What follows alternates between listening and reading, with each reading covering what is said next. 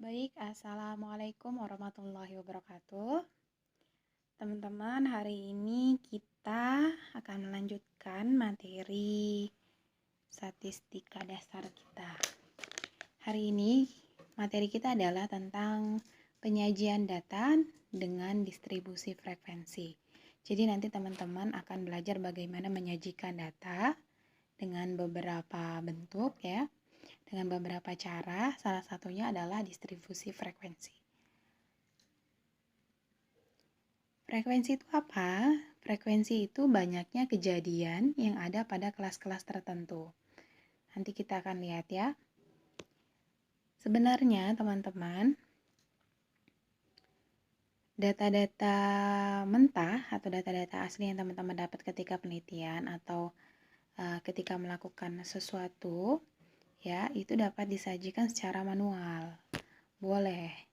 Namun, kalau datanya tunggal ya, itu akan mudah. Tapi ketika datanya berkelompok, datanya sudah ratusan, datanya dalam jumlah banyak, maka teman-teman akan mengalami kesulitan dan itu juga tidak efisien. Seperti itu ya. Nih, contohnya nih, kalau frekuensi data tunggal. Ya, kalau frekuensi data tunggal, contohnya data banyaknya pemilih calon pemilihan ketua kelas 11 IPA. Nih datanya. Calon 1, calon 2, yang milih calon 1, calon 2, calon 2, calon 2, calon 1, calon 2. Ya. Calon 2, calon 3 sampai calon 3. Kita lihat nih ketika perhitungan. Nomor urut calon pertama, calon 1, calon 2, calon 3. Ya. Tali atau turus ini biasanya teman-teman lihat kan kalau misalnya di pemilihan ketua kelas atau pemilihan apa biasanya pakai turus ya. Frekuensi ini banyaknya kejadian yang ada pada kelas tersebut. Ya, kelas pertamanya itu adalah calon 1. Untuk data tunggal calon 1 ya. Ada berapa banyaknya? Yang milih calon 1 ada berapa? 1, 2, 3. Seperti itu. Yang milih calon 2 ada berapa? Ada 1, 2, 3, 4, 5, 6, 7, 8, 9, 10. Ya, begitu juga dengan calon 3 ada 7. Seperti ini. Ini datanya ketika datanya tunggal. Nah, kalau datanya berkelompok ya, nih misalnya contohnya ketika datanya berkelompok, teman-teman. Data nilai statistik, kita punya data nilai statistik 50 mahasiswa tadris bahasa Inggris ya. Nih nilainya nih. Nih nilainya ya. Ada 71, ada 72, ada 50 sampai 68. Ya, ciri-ciri dari data berkelompok untuk distribusi frekuensi itu dibuat interval atau dibuat kelasnya ya. Coba nih. Tidak bisakah hanya disajikan dengan distribusi data tunggal? Ya, teman-teman bisa banget nih data 50 nilai mahasiswa ini disajikan dalam distribusi data tunggal. Namun, kita membutuhkan banyak kolom, banyak baris ya. 51, terus ada 50, 50, 50 misalnya gitu kan. Ada 50 sampai nilai tertinggi misalnya gitu. Itu kan banyak banget ya, jadi nggak efisien. Nah, biar efisien kita pakai distribusi frekuensi data berkelompok. Ciri-cirinya kita punya interval atau kita punya kelas. Ya. Nih, misalnya nilai antara rentang 41 sampai 50 ada berapa? Ya, teman-teman. Terus rentang 51 sampai 60 ada berapa? Sampai kita buat kan ini nilai kan paling besar berarti 100 ya. Sampai kita buat 91 sampai 100 rentangnya. Sekarang kita lihat nih yang 41 sampai 50.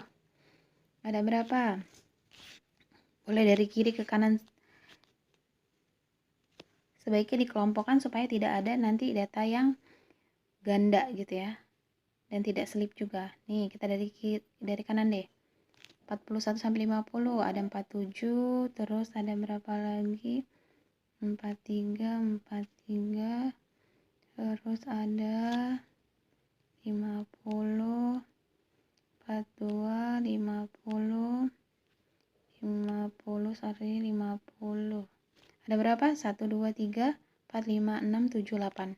Ya, berarti banyaknya nilai antara rentang 41 sampai 50 tuh ada 8 mahasiswa. Ya, begitu juga untuk kelas-kelas berikutnya. Sampai nanti diperoleh jumlah yang sama dengan data yang ada. Kalau ada kelebihan atau kekurangan berarti teman-teman harus menghitungnya kembali. Ya. Sampai sini paham kan? Lanjut teman-teman. Ya, di distribusi frekuensi ini teman-teman ada beberapa istilah yang harus teman-teman pahami, ya. Yang pertama adalah interval kelas. Ya, interval kelas ini adalah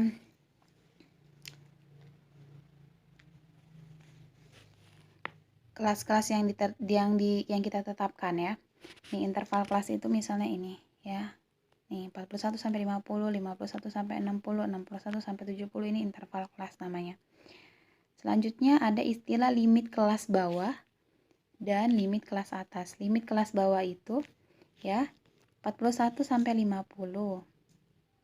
Sampai 50. Maka limit kelas bawahnya 41, limit kelas atasnya 50.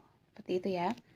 Nah, kalau untuk batas kelas ya, ada batas kelas atas, ada batas kelas bawah. Caranya limit kelas bawah dikurang 0,5, limit kelas atas ditambah 0,5. Jadi batas kelas bawahnya itu 40,5, batas kelas atasnya itu 50,5. Seperti itu ya. Batas kelas beda, limit kelas bawah itu beda. Jadi limit kelas bawah dikurang 0,5 untuk batas kelas bawah ya.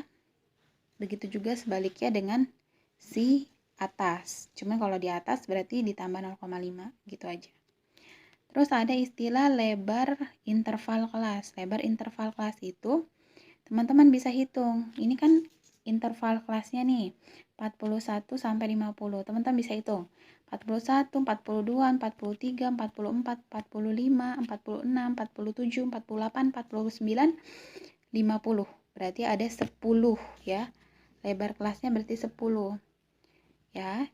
Capek tuh ngitung kayak gitu. Cara mudahnya batas kelas atas dikurang batas kelas bawah, nanti dapat di lebar kelasnya. Gitu. Ya, sekarang tanda kelas nih, tanda kelas, istilah tanda kelas. Tanda kelas itu adalah titik tengah interval kelas. Titik tengah interval kelas.